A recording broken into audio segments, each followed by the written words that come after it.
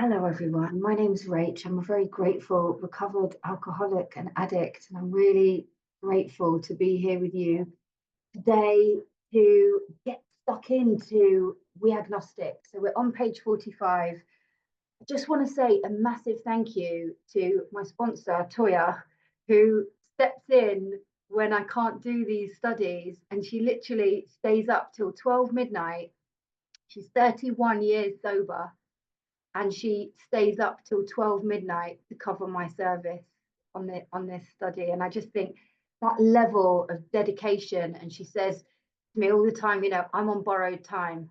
I owe my life to this recovery program. The 12 steps have saved my life. So to her, staying up all night to do service is just what she does. What an incredible role model. So, welcome to all of those that I haven't seen before as well. And so we're in chapter 4, we're in We Agnostics on page 45. And so we're just starting to delve into step 2. And there's been loads of pages, loads of goals up until this point. And it's all of the steps are mixed in there. Bill's story, he talks us through how he goes through all of his steps. And there's lots of references to coming to believe in a power greater. But predominantly what we've worked on so far is step 1. And that's more or less, the 50 odd pages that they've dedicated to that foundational step, that all important, we admitted that we were powerless over alcohol and or drugs, that our lives had become unmanageable. And now that we're delving into step 2, what I usually do when taking a sponsee through the work is I always go to the step that we're reading. So if you just want to flick, if those that don't know where the steps are, it's on page 59. And step 2 is came to believe.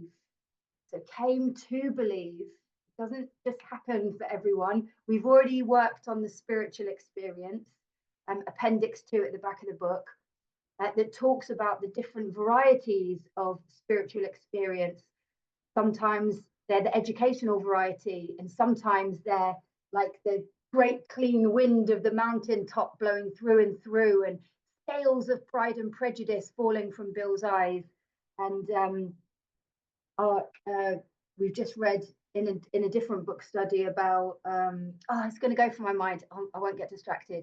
But there are loads of references in the book of people having these white light experiences and amazing experiences. Fitzmayo falling to his knees, going, "If there is a God." There we go. It's in the 50s.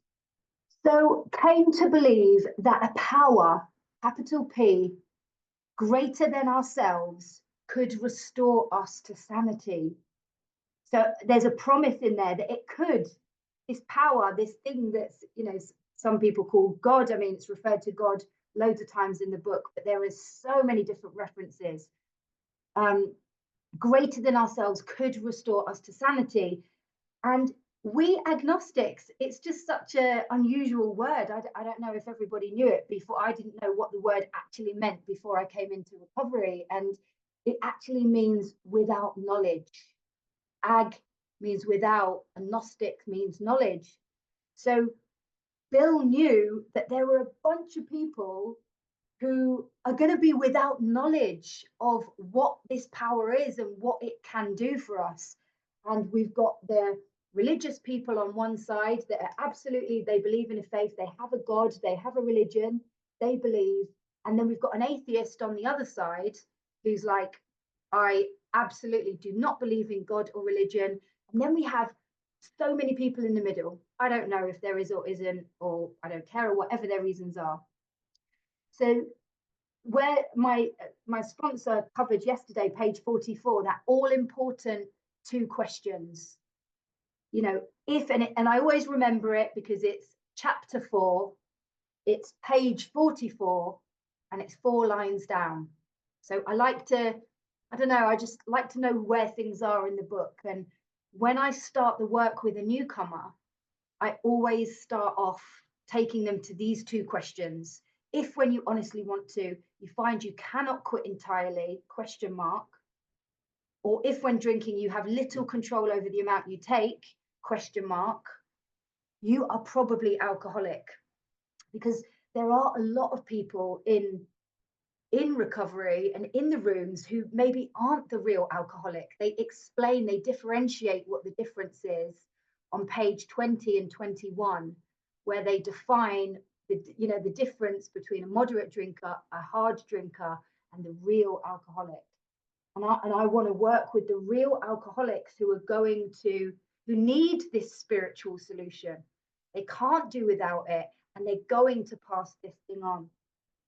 So we're at an incredible place on page 45. Second paragraph down, lack of power. That was our dilemma. We had to. Now that I've made a sign for anyone who hasn't seen it yet. There's a very cool handmade Batman sign. That had to sounds like a must to me. We had to, so it's essential, it's crucial. We had to find a power by which we could live. I've squiggly underlined underneath that live. This is a reminder throughout the book. It tells me this is a design for living, a way of life. I'm going to walk shoulder to shoulder with this companion, conscious contact, with my creator. It's not just a tick box exercise. I won't be able to keep this thing.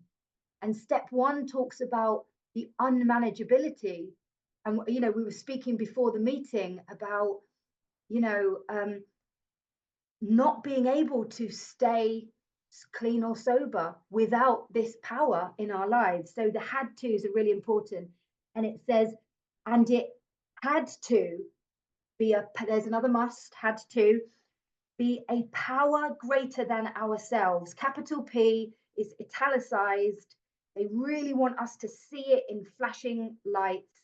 And this chapter is so mind-blowing, because in the few pages, I can't remember how many pages it is actually, but in the few pages that it is, they have to try to open the minds of all of the people, whether they're biased and have an opinion about religion and an old idea, or whether they don't believe in religion at all, or whether they have no experience or knowledge about what this thing is called God.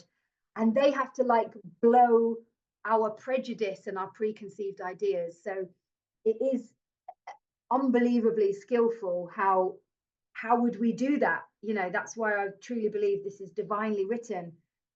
So it says, obviously, but where and how were we to find this power? Can you relate to that when, you came into recovery and you're like, everyone's talking, capital P as well, everyone's talking about this thing called God. What is it? I don't understand. What do you mean turn it over? What do you mean give it, let go and let God? I don't understand. And then it says, well, that's exactly what this book is about. And I've squiggly underlined exactly. The reason I'm such a big book lover is because this book is going to tell me precisely, specifically, exactly what I need to do to get well. And then it takes all of the pressure off me as just a finite human, because I don't need to save anybody's life by doing anything magical. I just need to read the book exactly as it's been written with another person. And that's how I get to keep this thing. So it says, that's exactly what this book is about. Its main object is to enable you.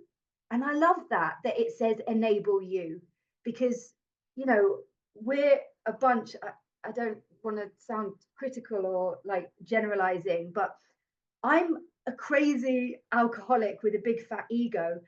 And I could start to think that I'm controlling the show if I've got loads of sponsees. The book is going to enable the reader to find a power, there's that capital P again, to find a power greater than yourself, which will solve your problem. Isn't that a beautiful promise? It's saying that the main object of this book is going to enable me to find a power greater than myself, which will solve my problem. Now, I've done a little arrow right next door to the line on the other page, on page 44, because it says, if that be the case, you may be suffering from an illness which only, and I don't know if Toya highlighted that only, it's telling me, the whole book is telling me the same thing over and over and over again.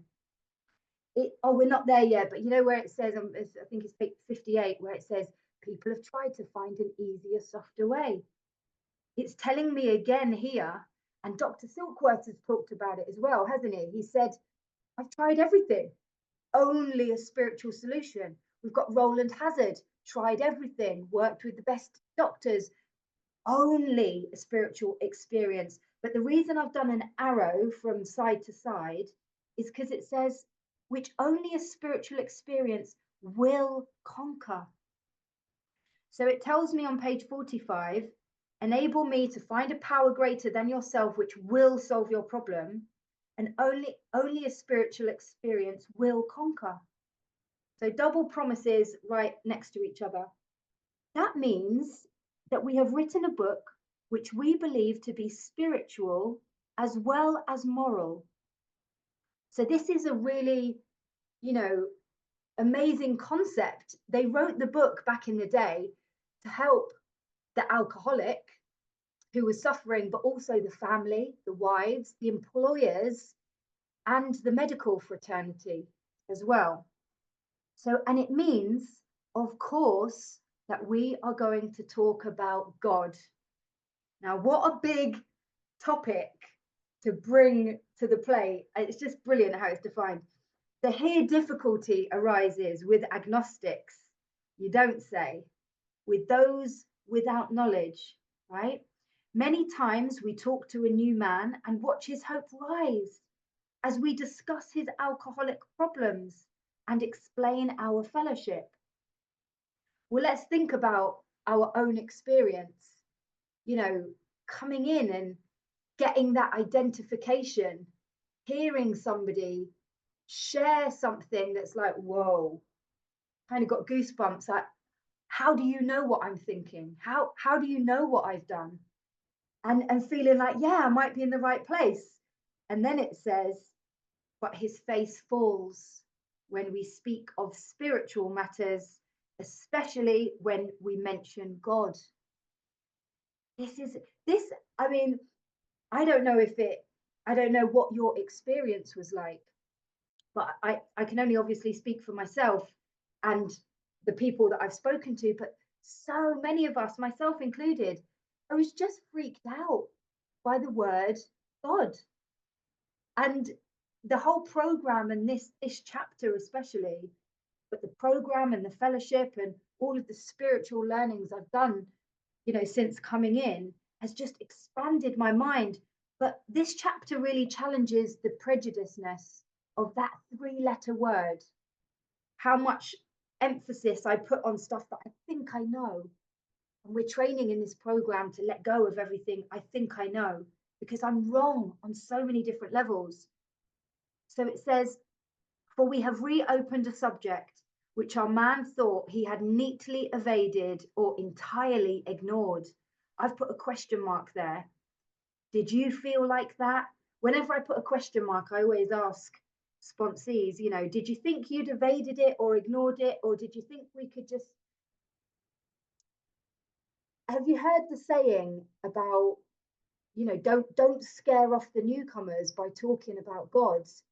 And it's like, the whole program is about finding a connection with a power greater than ourselves. If the talk of God, the 3-letter word, or a power greater is going to freak you out, maybe you need some more pain or drinking to scare you back in, because the whole program is about this spiritual experience. We can't do without it. So we've got some identification here, some beautiful, some relatability. We know how he feels. We have shared his honest doubt and prejudice. So to prejudice is to prejudge something. So it's quite funny sometimes when I go over this stuff. I think, isn't it funny, right? I was dying of alcoholism, right? Slowly killing myself, but the word God made me go, oh no, don't like what you guys are doing. Have never tried it, but I'm just like, it's not for me. Prejudice, a prejudgment about something that I don't have any experience with. So and it lines up beautifully with the humility, of saying, I don't know. I'm open. I'm willing. I'm open. So some of us have been violently anti-religious. That's strong, isn't it? Violently anti-religious. To others, the word God brought up a particular idea of him, capital H, with which someone had tried to impress them during childhood. So, our fellowship is so broad, isn't it? It's so wonderful. We've got people from all around the world. And there are lots of people in recovery that have come from religious backgrounds. And that, understandably to them, is their experience and understanding of what religion is. But this is not a religious program. It is a spiritual program. And the word God is a word to, signify whatever that power means to you. So, and again, just to highlight that it's saying to others, the word God. So imagine my tiny little atom of a brain is saying, oh, that word, I'm shutting myself off from the sunlight of the spirit because I don't like that 3-letter word. Bearing in mind that if you leave my life up to me, I will burn it to the ground. I will accidentally, because I'm powerless, make all of these choices that separate me from my family, from my dreams, my ambitions, all of my passions and everything. And I have the audacity to go, nah, don't like that word. I'm going to shut myself off. It's insane, isn't it? And remember, step 2 is came to believe that a power greater than ourselves could restore us to sanity. So this whole chapter challenges, am I going to go off my own thinking about something that I have no understanding or experience with? Or am I going to be open to actually letting God do this work in me? So perhaps we rejected this particular conception because it seemed inadequate. So not enough. Again, that word rejected. I'm dying of alcoholism, but I have the audacity to reject something that is working for millions of people all around the world. This thing is working, this clear-cut direction, this simple but not easy 12-step program is working for millions of people, but I may go, nope, not for me. It doesn't seem good enough. And I thought that, I felt that when I first came in. I'm like, the book, God, I don't get it. I've got serious problems here. Just help me fix my life. I've ruined my life. Help me fix it so I can get back to it. And then it says, with that rejection, we imagined we had abandoned the God idea entirely. Entirely means completely, wholly, absolutely. And you know what this bit made me think of earlier when I read it? And it might be a silly little analogy, but when you're younger, right, and you try a Brussels sprout or like an olive or coffee or something that your kind of immature palate is not ready to taste, blue cheese or something quite whatever. And you just tell yourself, you're like, oh no, I don't like olives. No, I don't like Brussels sprouts. I don't know until so I'm always like trying to expand and explore and just be open to these new ideas, these new concepts, these new experiences, because I don't know how they're going to affect me now that I'm getting bigger, that I'm growing. So we were bothered Sandy, just so you know, we're on the top of page 46. Great to see you here.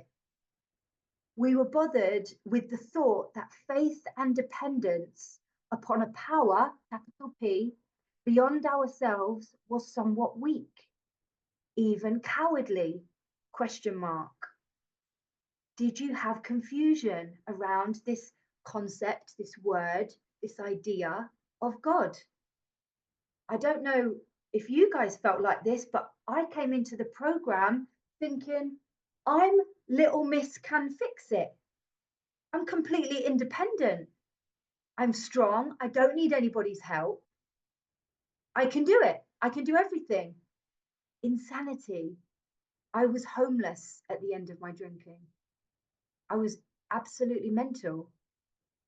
So this concept of being weak and cowardly, not asking for help, I've later just understood that that is pride. That's pride and ego. We look upon this world of warring individuals, warring theological systems, and inexplicable calamity with deep skepticism, question mark. Can you relate to being little miss or little Mr. Judgy McJudgerson? I can. Imagine the chaos that goes on with the life of an alcoholic or an addict. Yet, again, I have the audacity to look upon this world of warring individuals, warring theological systems, and inexplicable calamity with deep skepticism. Looking down on the world from the gutter, right?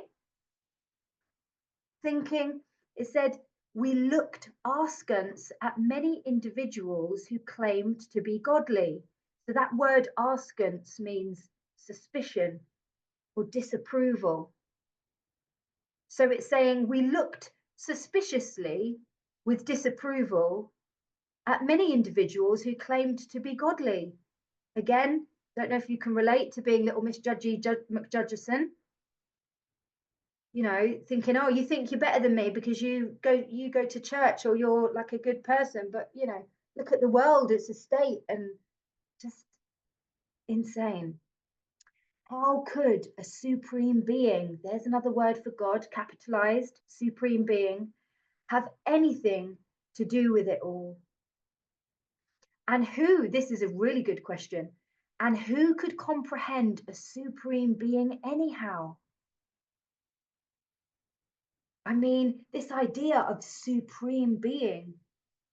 And I love that it says, and who could comprehend? Because again, you know, I can't remember where I got this statistic from, but when they've tested like the human brain, isn't it that we only use like 10% of our capability? You know, as a species, we're so destructive. You know, we kill our environment, we kill each other. We're, you know, as a species, we're quite you know, destructive, but yet, so why would I ever think that my little tiny brain can comprehend this supreme being that is creation, that is love, that is, you know, this creative intelligence, this all of these beautiful words that they use for God. Yet in other moments, we found ourselves thinking, when enchanted, what a beautiful word, when enchanted by a starlit night, question mark. Who then made all this? Can you just like feel that for a moment, like where you've been somewhere and you're mesmerized? Oh, page 46. We're on page 46. We're in We Agnostics. So, you know, that word enchanted, like mesmerized by a starlit night. Maybe it was a sunset, maybe it was a newborn baby or an animal or a flower or something, whatever, you know. There was that feeling of awe and wonder. Here we go. Here's a bit of a problem that, you know, is so relatable, but it was fleeting and soon lost. Question mark. So, you know, I'm speaking from my own experience, but I'm kind of posing the question. It's we're so lucky, aren't we, that we're guided into stuff like meditation, where we can get to sit and be quiet and pray and meditate. But if I don't do these things, this feeling of awe and wonder, this feeling of connection, this feeling of being in God's presence is fleeting and soon lost. Because my brain goes, oh yeah, what do you need to do next? And then next. And then what next? And oh yeah, the rent next week, and my situation with that person, and this and that. Fleeting and soon lost. Yes, we of agnostic temperament. Now, I meant to actually get the definition of temperament. I've got a dictionary somewhere, but it's not to hand. So temperament, like my nature, agnostic temperament. And my last sponsor, she used to say, where am I being agnostic? Where have I got an what was it? Agnosticism? You know, where am I doubting, lacking God's presence? Where am I not believing? Yes, we of agnostic temperament have had these thoughts and experiences. So again, there's more identification. They're relating to us. They're reminding us that we're not alone. This program of recovery, it's going to take dedication for me to stay in the flow of God. Otherwise, my thinking, my unmanageability takes me back to the insanity, right? So it says, let us make haste to reassure you. Lovely. They're going to reassure us. And I love these references coming up. So we found that as soon as, and I always squiggly underline as soon as, that reminds me that I can have this thing. It's right there available for me. I only don't have it when I resist it, when I'm skeptical about it, when I'm disapproving of it, when I'm like being prejudiced, being judgmental, when I'm preoccupied.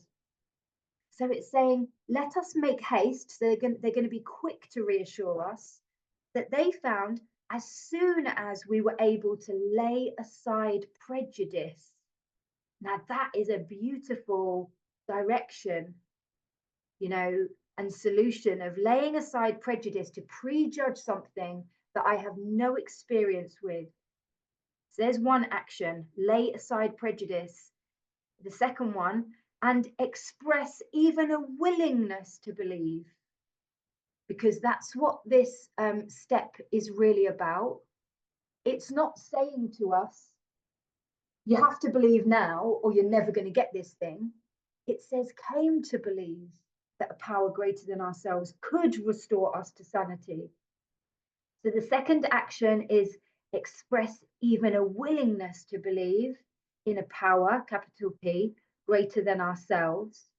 And then here's the promise. So action, action, promise. We commenced to get results. Promise. This is their lived experience. And I have learned to love this word commenced because it means begin. I have begun. I have just started to get results. Now, the reason I get so excited about recovery is because I've got my sponsor there at 31 years sober, who's still telling me that she's still commencing to get results when she puts the action in. And she also is a normal human. And when she doesn't put in the action, there are results to that as well. But they're just usually, you know, I'm speaking for myself, my results of not taking action usually end up in self-centered fear, resentment, and more selfish and self-centeredness, which is very, very painful and not fun. When I'm in the sunlight of the spirit, I am God-centered and others-centered. So it says, even though, this is a really good point, isn't it? Even though it was impossible for any of us to fully define, or comprehend that power which is God, capital P for power, which is God. So this is a really good place to take people if you're working with any newcomers, or not even newcomers, but any sponsees who are really stuck on, well, what is this God then? I need to understand what God is. These the two bits there that says how could and who could comprehend a supreme being anyhow, a bit further up, and then it was impossible for any of us to fully define or comprehend that power which is God. So much to our relief, we discovered we did not need to consider another's conception of God. Our own conception, however inadequate, isn't that beautiful? So they're talking a lot about this willingness, but they're also reassuring us that you don't need to have a full picture or understanding. You just need a willingness to believe. And I don't know if anybody else has the character defect of comparing. It's a horrific one. It's horrific. But if you've got it, then you will know that, that ego and that kind of, that lack of humility, that kind of more than or less than, it's telling me here that this person next to me could be wholly worshipping, absolutely in the flow of God. And then there might be someone who's like, I kind of pray in the morning for a minute or two, whatever works for you. But it's reminding us that we don't need to compare. And it doesn't matter how big or small our understanding is. It says it was sufficient to make the approach.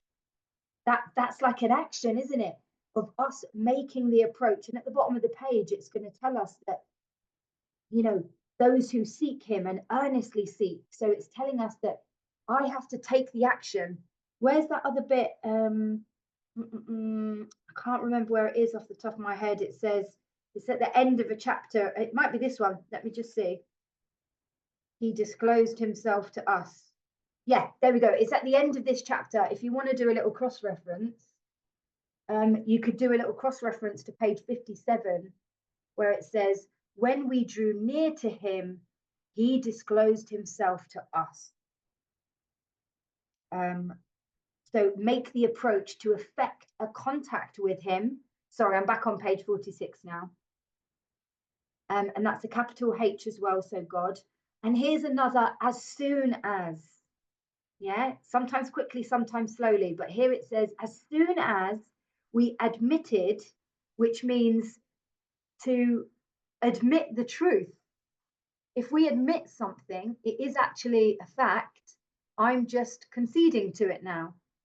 So it's saying, as soon as we admitted the possible existence of a creative intelligence, beautiful, capital C, capital I, creative intelligence, a spirit of the universe.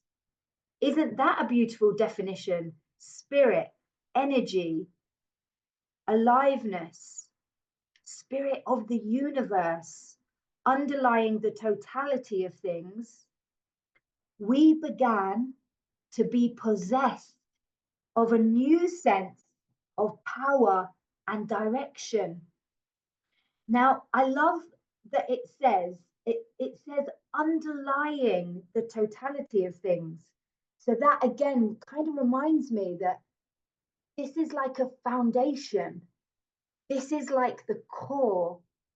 This is the essence. This is the basis.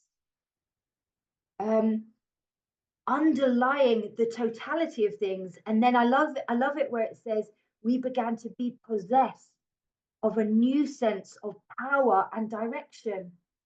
So let's think about, what was I possessed by before? This illness took over my spirit. I was literally, like I said before, you guys can relate to this.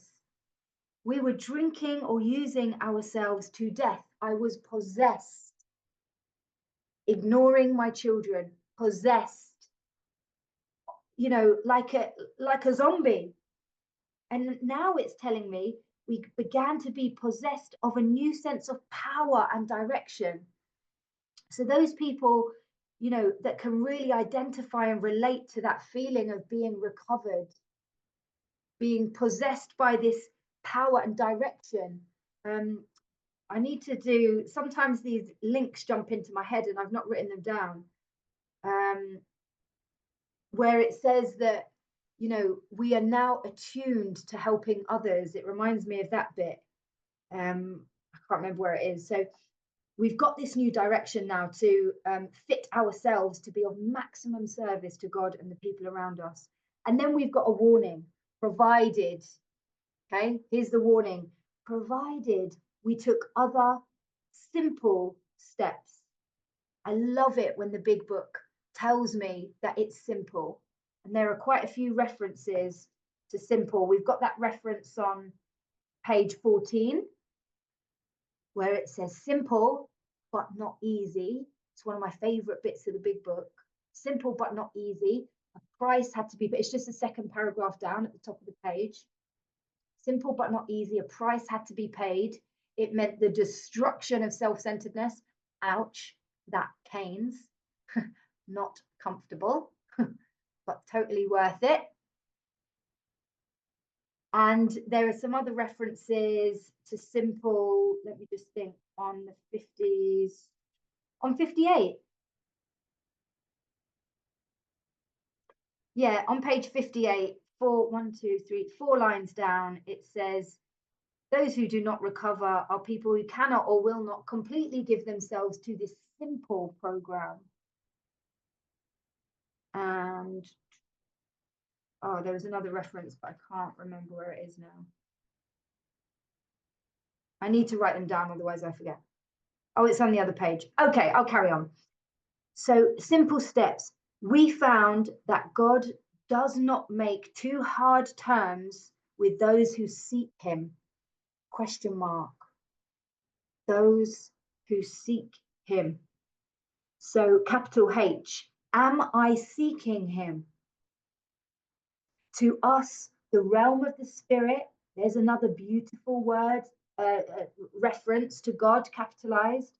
Realm of the spirit, realm of spirit is broad, roomy, all-inclusive, never exclusive or forbidding to those who earnestly seek. Earnestly seek. So that word, they've added it in there.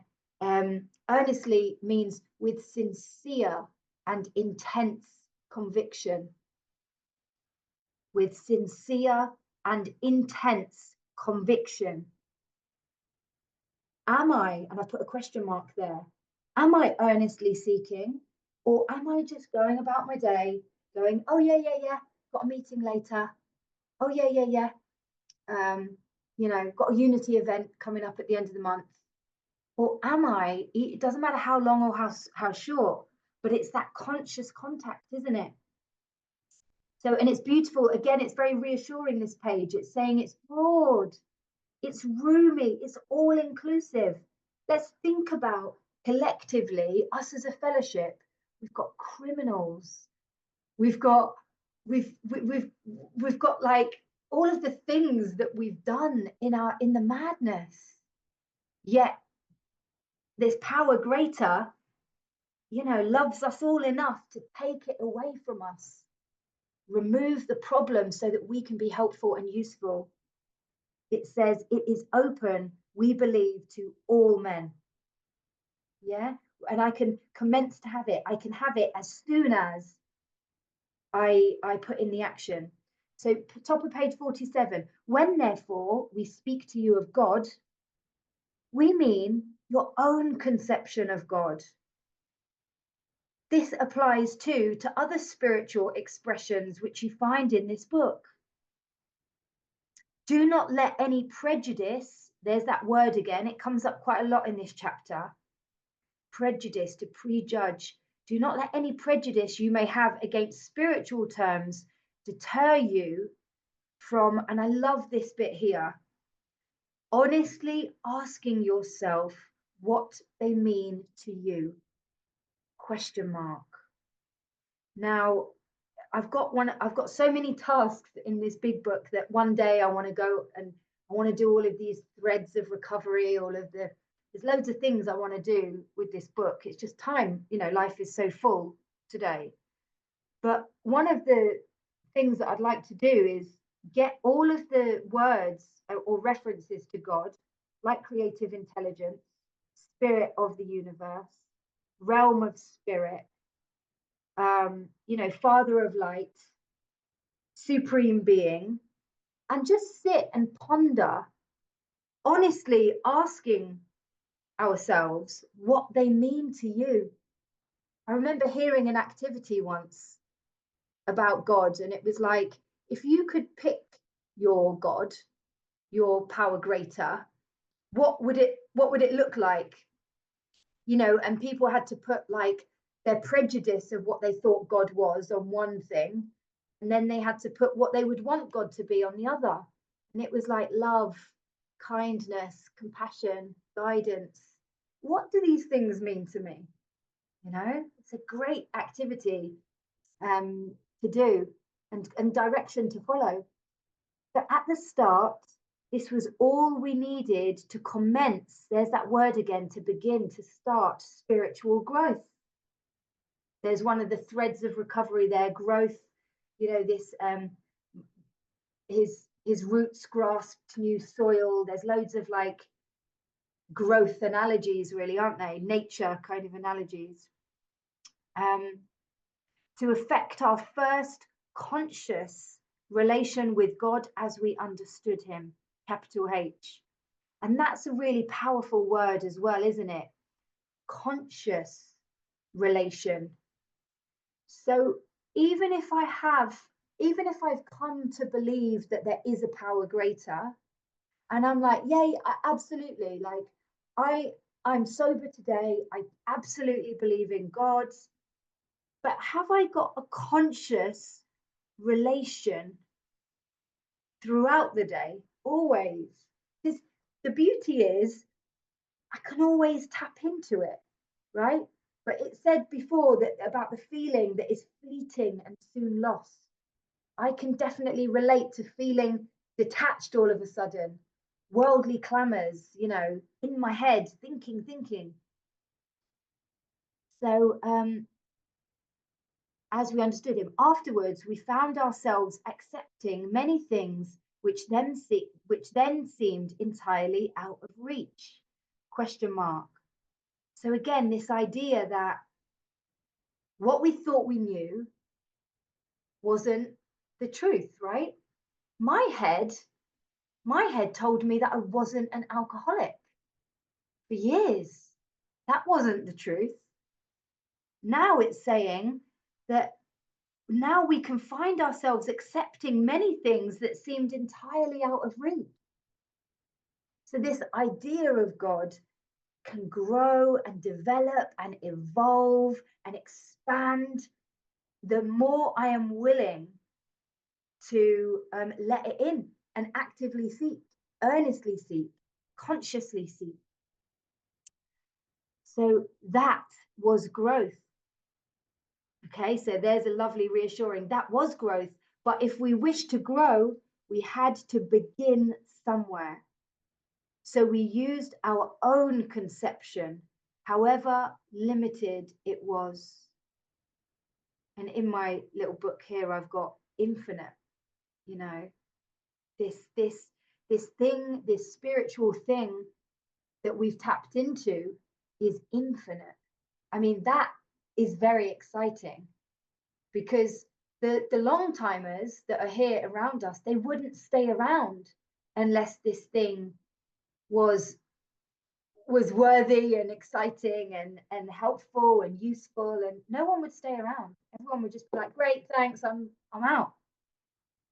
So here we go. We needed to ask ourselves but one short question. So this is the step 2 proposition. And I did a sponsorship workshop about how the pioneers used to take people through.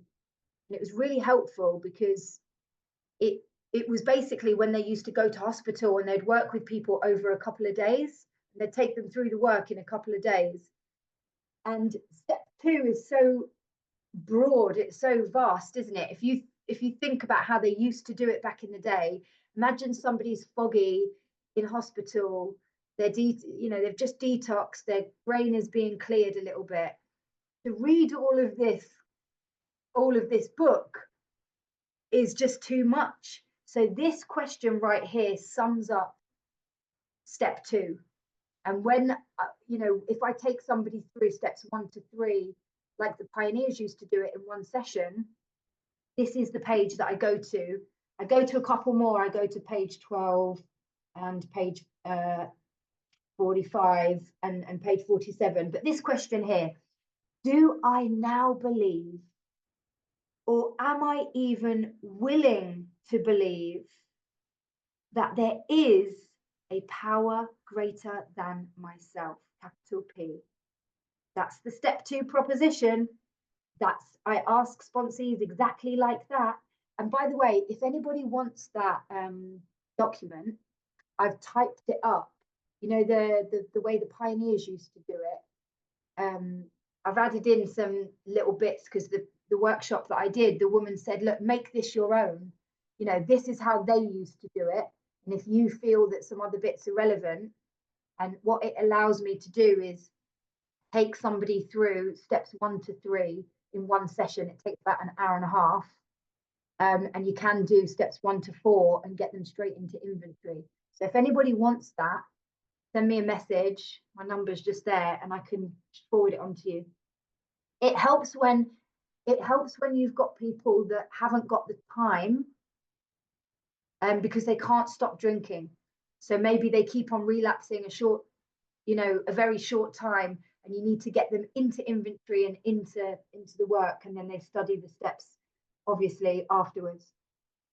So the step 2 proposition, amazing. Do I now believe, or am I even willing to believe, that there is a power greater than myself? And here we've got another one of the as soon as. There it is again. As soon as a man can say that he does believe or is willing to believe, we emphatically assure him that he is on his way. Beautiful. Emphatically means without doubt. Absolutely. We emphatically ensure him that he is on his way. It has been repeatedly proven among us that upon this simple, there's that word again, like that word, simple cornerstone, a wonderfully effective spiritual structure can be built. So for anyone that hasn't seen, I'll put it in the group. I don't know if I already have, but there's a visual of the arch of recovery, and it's like there's loads of references to buildings and foundations and the cement and the mortar and all of that, and the arch to freedom. So the foundation step is the basis, and that's step 1, and it's on the bottom of this arch. And then the cornerstone is the stone that you put in place before you can build the arch. So it's absolutely imperative. You can't do without the cornerstone. And it also means like a really important part. You can't do without it. And then you've got the little asterisks, which takes us down to the bottom of the page, which says, please be sure to read Appendix 2 on spiritual experience. So just in case anybody missed it before, the first time spiritual experience is mentioned is on page 25. And it says at the bottom of the page, it says, fully explained, Appendix 2. And then you turn the page, 27, and at the bottom of the page, it says, for amplification. So they want to amplify it. They want to highlight it again in a very short time.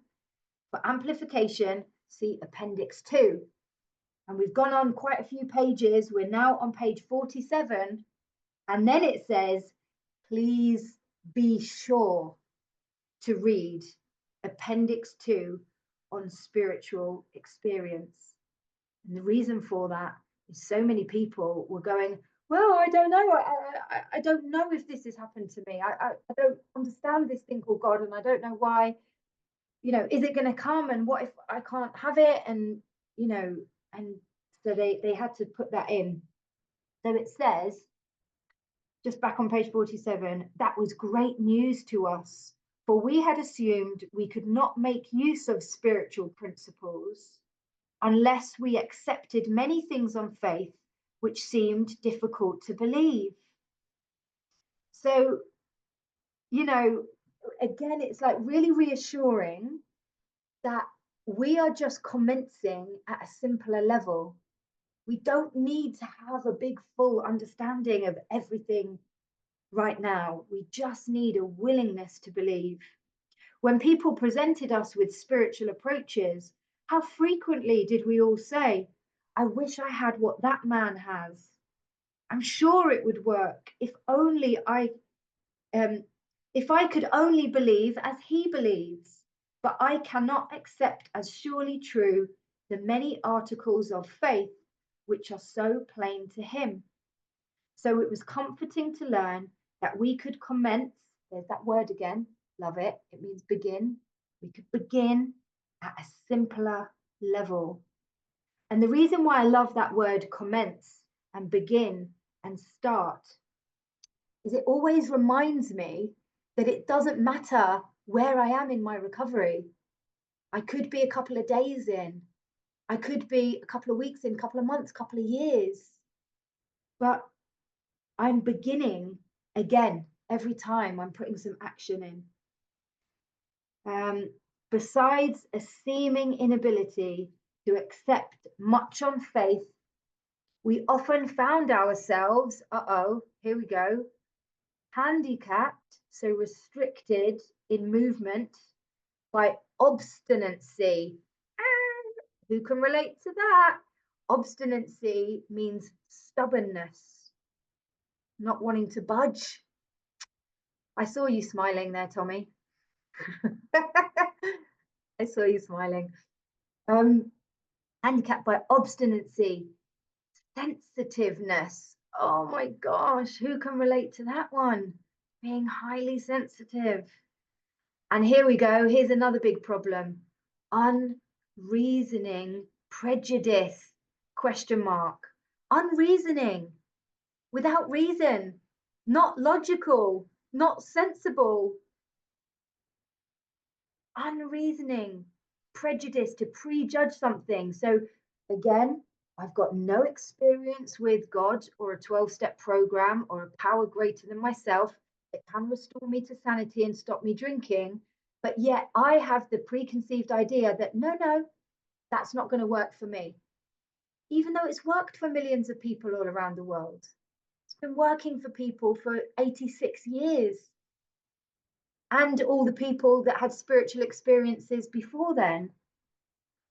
So many of us have been so touchy that even casual reference to spiritual things made us bristle with antagonism. Oh, question mark. Bristle with antagonism. Who can relate to that? Like, don't try and talk to me about your ideas about God and conceptions and blah, blah, blah. I've got my set ways. I know what I think. Just think, you know, when you're prickly, spiky, get away, shush, I don't want to hear that. And it's like, can you imagine? We're shutting off the sunlight of the spirit. Imagine that. Now we know what's on offer. It's like, I never want to be without this stuff. It's a very unpleasant place in my head when I haven't got God. Very, very unpleasant. So this sort of thinking had to, wait for it, whoop, whoop, there's a must, had to, that's essential, had to be abandoned. And I love that word abandoned. It means to leave something with no plan to return to it. abandon. I have to let those ideas go, whatever my preconceived things were. Though some of us resisted, that's a problem. The pain is always in the resistance, right? Though some of us resisted, and I remember where it says it just a bit further on. Some of us resisted. We found no great difficulty in casting aside such feelings. So that word casting, if you think of like casting a net, like you're chucking it away with no plan to return, you're going to abandon completely. And this is all kind of leading us into step 3 as well, isn't it? Because it said made a decision to turn our will and our life over to the care of God as we understood him, abandoning ourselves utterly to him. We're going to abandon our old selves, our old ideas. And actually, when I stop resisting, it's easier than I thought it was going to be. It's only my doubt and my prejudice that goes, yeah, this is not going to work. That's what makes it hard.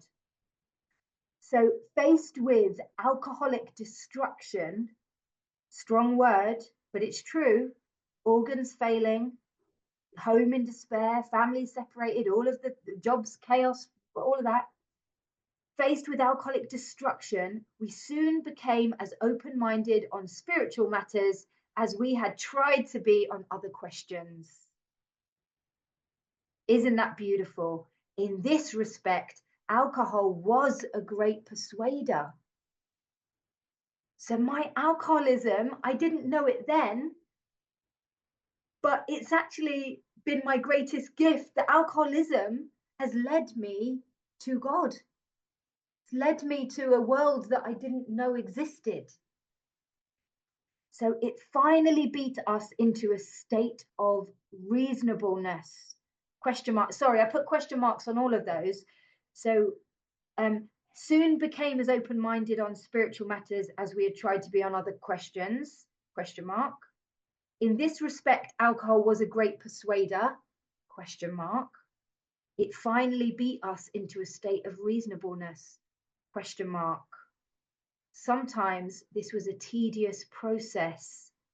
We hope no one else will be as prejudiced, there's that word again, to prejudge, for as long as some of us were.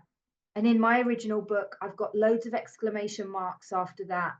That tedious process refers to the people who have been in and out, in and out, in and out. Each time the bar going lower, the pain getting worse, the progression getting worse. It's a progressive illness. It never gets better. I don't know if you guys have ever heard one alcoholic or addict come back into the rooms and go, yeah, I did pick up a drink or a drug and it was great. I loved it. You never hear that. You only hear about how awful it was. So they're saying again, remember where on page 58, where it says, we beg of you to be fearless and thorough from the very start. We've tried to find an easier, softer way, but we could not. So this is another way they're saying, we really hope that you won't be prejudiced about this word God, this concept of a power greater, and just open your mind a tiny bit to what is on offer. So that is my time, my wonderful friends. Thank you so much for listening and being here. I'll stop the recording.